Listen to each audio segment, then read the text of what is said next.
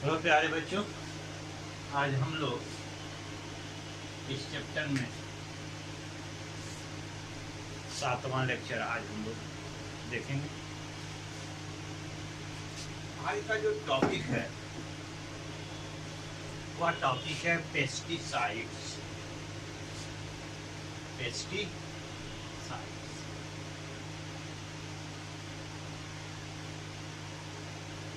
What is the pesticides? Pesticides किसे कहते हैं? ठीक है,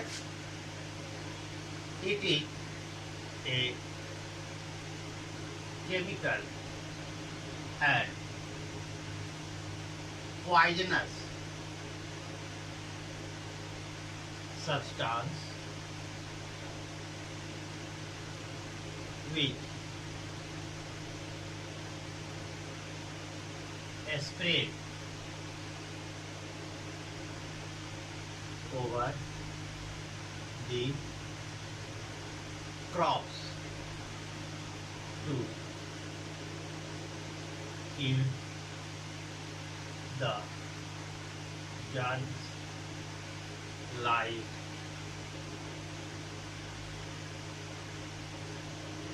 fungi, viruses,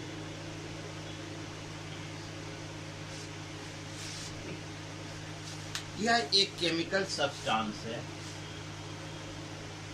जो जहरीला होता है।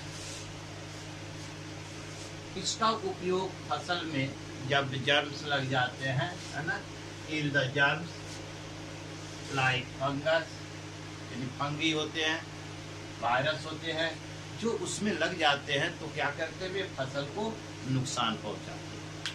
इसलिए हम पेस्टिसाइड का छिड़काव करते हैं। It is a chemical and the poisonous substance which is sprayed over the crops to kill the germs like fungi and the virus. ठीक है, इनको मारने के लिए हम इनका उपयोग करते हैं। But the frequent use of the pesticides increase the toxic chemical substance in the soil। यदि हम लगातार इसका यूज करते हैं, बहुतायत में इसका उपयोग करते हैं, जैसे जितने आपको वेजिटेबल्स होते हैं, है ना, गार्डनिंग, है ना, प्लांट जितने होते हैं उसमें अक्सर ये कीड़े लग जाते हैं, जर्म्स लग जाते हैं, जिन्हें मारने के लिए हमें उससे क्या करना पड़ता है? पेस्टिसाइड्स का छिड़काव करना पड़ता है। ये पेस्टिसाइड्स का ज्यादा जब उपयोग हम करते हैं तो soil observe this chemical, poisonous chemical substance and the soil becomes toxicated. Soil क्या हो जाता है? टॉक्सिकेटेड हो जाता है। रूट्स के जरिए minerals, water and other substance absorb by the plant. जो पौधे रूट के जरिए जब एब्जॉर्ब करते हैं, this chemical substance are also absorb, so the grains and the vegetables are also get chemically toxicated. वह भी क्या हो जाता है? केमिकली टॉक्सिकेटेड हो जाता है। तो इस तरह से देखें हम तो इसका बहुतायत उपयोग करना भी हानिकारक होता है ना, इसलिए इसका हम सीमित मात्रा में इसका उपयोग करना चाहिए। ठीक है ना?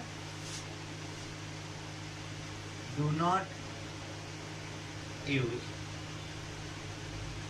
द पेस्टिसाइड्स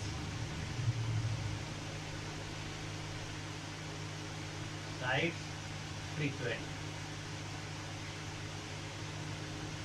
है ना? It make the soil toxicated,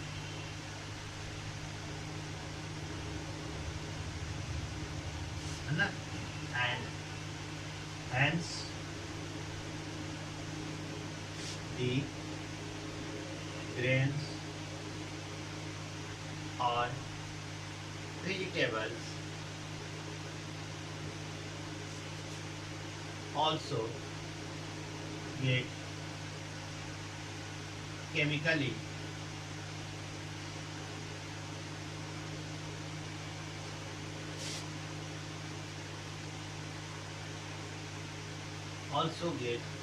also become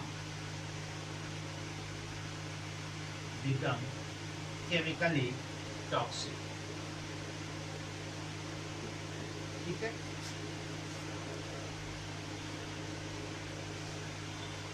तो इस तरह देखें तो हम इसका उपयोग फ्रीक्वेंटली हमें नहीं करना चाहिए।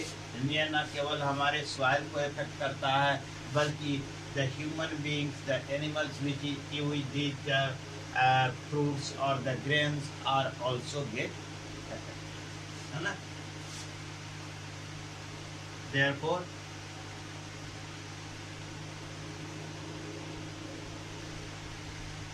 the consumption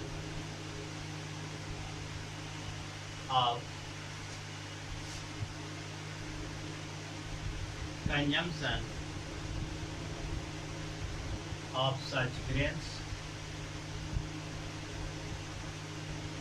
or vegetables by human being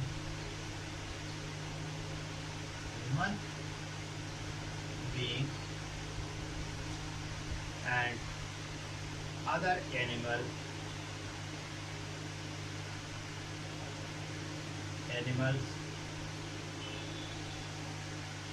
get affected, ठीक है ना?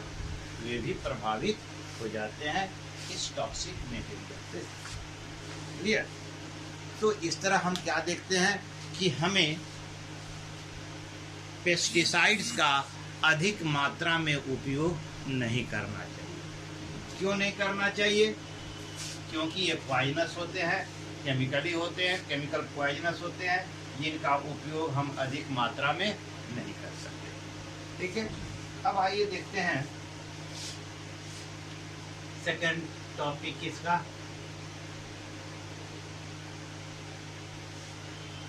हार्वेस्टिंग किसे कहते हैं, ठीक है ना? What is harvesting?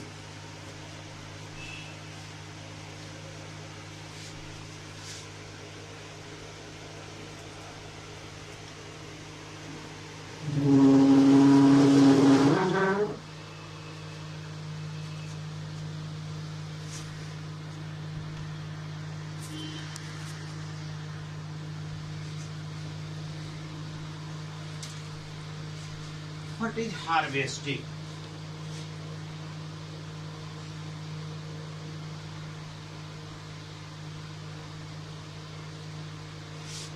The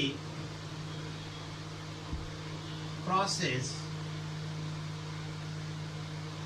of cutting of mature crop.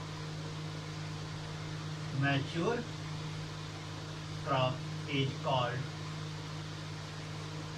harvesting.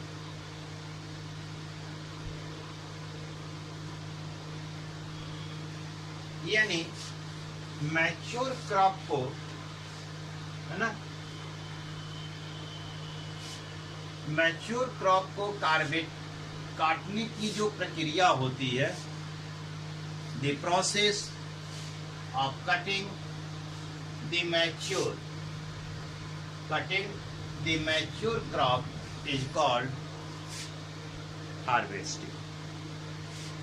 यानी फसल की जो मैच्योर, यानी फसल के पकने के बाद जो उसकी हम कटाई करते हैं, तो उसकी जो है ना, जो हम कटाई करते हैं उसी को हम क्या कहते हैं, प्रक्रिया को हार्वेस्टिंग कहते हैं। इस प्रक्रिया को हम क्या कहते हैं, हार्वेस्टिंग कहते हैं। हार्वेस्टिंग हम दो तरीके से करते हैं।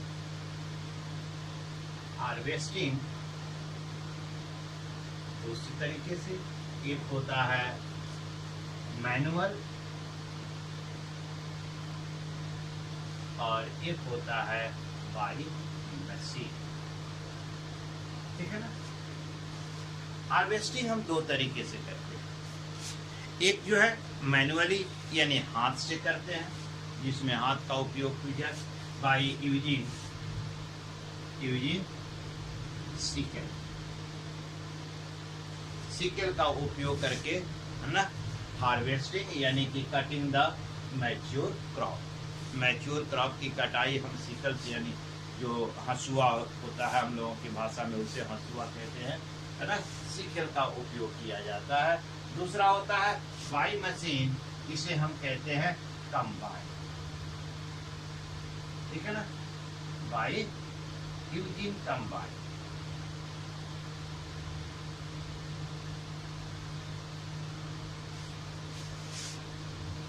Combine is a machine which doing the both work, harvesting and the threshing, है ना। It is a machine which, है ना, doing both work, harvesting and threshing, ठीक है। यानी यह एक मशीन है जो दोनों ही काम करता है। कौन कौन से काम करता है, हार्वेस्टिंग भी करता है और थ्रेशिंग भी करता है, ठीक है ना। और ये केवल only harvesting, using sickle we can do only harvest the crop। हम केवल फसल की कटाई ही कर सकते हैं, इससे हम ग्रेन्स नहीं निकाल सकते, है ना। इसमें दो चीजें, मैनुअल में क्या होता है, केवल फसल की कटाई होती है ना। मशीन से क्या होता है, by using combine, it is a machine which doing both work, harvesting and threshing. इसमें जो है मैनुअल जो करते हैं, इसके बाद हमें थ्रेशिंग की जरूरत पड़ती है। किसकी जरूरत पड़ती है, थ्रेशिंग, ठीक है। तो आइए देखते हैं थ्रेशिंग किसे कहते हैं।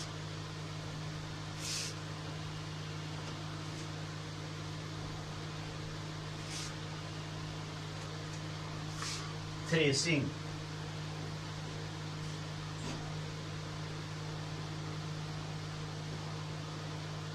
the process to separate the grains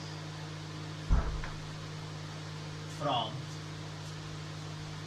the chaff is called threshing,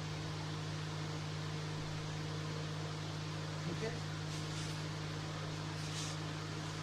यानी चाप जो होती है ना, चाप से, है ना, जो हम फसल की कटाई करते हैं तो ग्रेन्स जो है उसके चाप में होता है। तो चाप से ग्रेन्स को, यानी दानों को अलग करने की जो प्रक्रिया होती है, उसी को हम क्या कहते हैं, थ्रेशिंग कहते हैं। The threshing is done by the machine। Threshing को हम मशीन के जरिए करते हैं। Threshing is mainly done by the machine।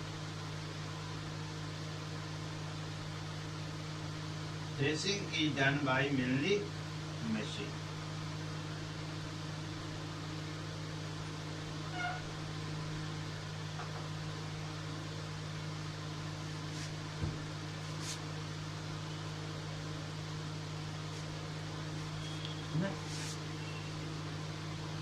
For the threshing,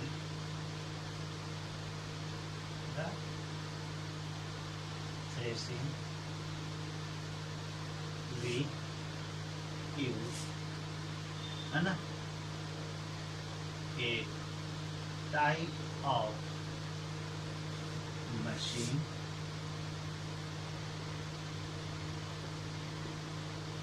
called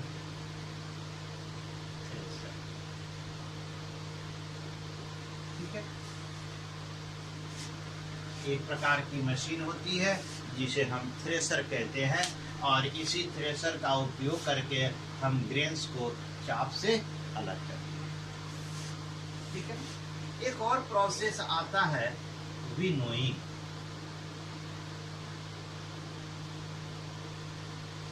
जो ट्रेडिशनल थ्रेशिंग है हमारी परंपरागत, उसमें हम जानवरों का उपयोग करते थे। The chaff which had the grains are spread on the ground and जमीन पर फैला दिया जाता है, और जानवरों को है ना इकट्ठा करके उस पर क्या करते थे, उस पर जो है कुचलवाते थे, उसको जो है घुमाते थे, और इस तरह पैरों के रगड़ से उसमें से ग्रेन अलग हो जाता था। ठीक है, उसके बाद हमारी जो है थ्रेशर आया, मशीन के जरिए करते हैं। तो मशीन में जो हम करते हैं उसमें हस्क और ग्रेन्स दोनों होते हैं। ठीक है, जब हम कंबाइन यूज करते हैं तो वह जो है थ्रेशिंग करता है, तो थ्रेशिंग में it separate the husk from the grain. Combine क्या करता है, हार्वेस्टिंग करता है and then separate the grain from the husk. ठीक है, विनोइंग में क्या करते हैं, the process to separate the grains है ना from the husk by using blowing air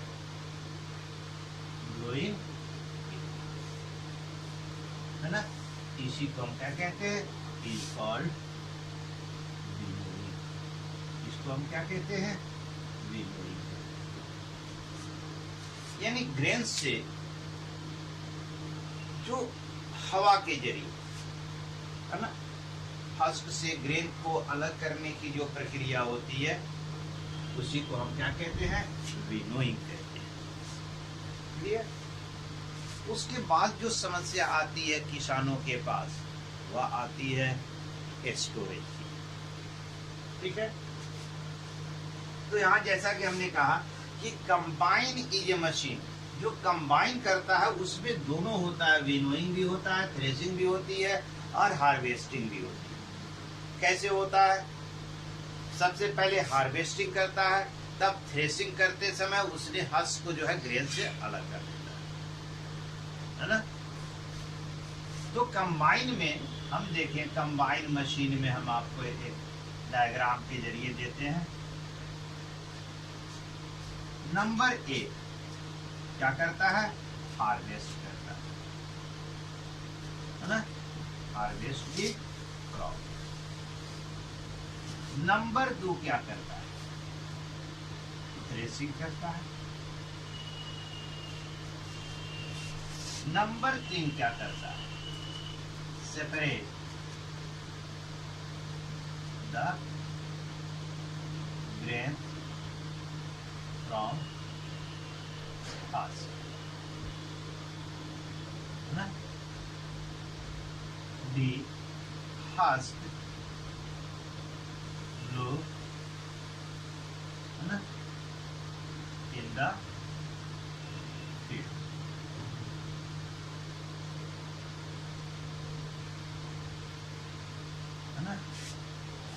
घास को क्या करता है, फील्ड में उड़ा देता है। तो ये 3 काम होता है कंबाइन से। हार्वेस्टिंग होती है, थ्रेशिंग होती है, separate the grains from the husk grow in the field, और हस्क को क्या करता है, खेतों में ही उड़ा देता है। ये क्लियर? तो this is our the, and in the last session I will try to sum up this chapter. The topics remain: a storage of the grains, and next the animal husbandry. तो आज के लिए इतना ही। कल next video में हम आपको जो है स्टोरेज ऑफ ग्रेन्स के बारे में और एनिमल हस्बेंड्री के बारे में बताएंगे।